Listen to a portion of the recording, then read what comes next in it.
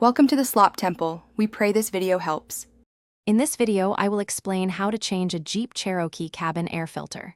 First, gather your tools, which usually include a small screwdriver and the new filter. Make sure your vehicle is safely parked and completely turned off before you begin. The cabin air filter is commonly found behind the glove box, so that's where we'll start our process.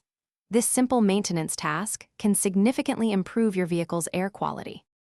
Now, let's access the filter. Begin by opening your glove box and removing everything inside to give yourself plenty of room to work. Look for small clips or a dampener arm on the sides of the glove box. These need to be carefully detached.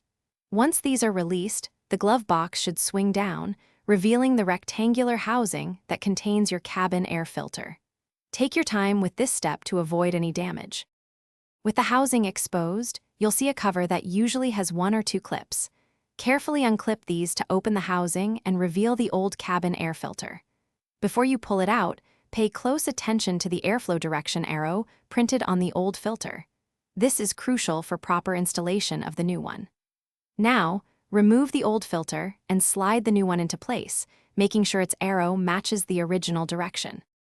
To finish up, securely close the filter housing cover, ensuring all clips are properly fastened. Then, carefully lift the glove box back into its original position, reattaching any dampeners or clips you removed earlier. Give it a gentle push to make sure it's latched correctly. You've successfully replaced your cabin air filter. This simple task helps maintain good air quality inside your vehicle and keeps your heating and air conditioning system running efficiently. Thanks for watching. Consider subscribing if we helped you.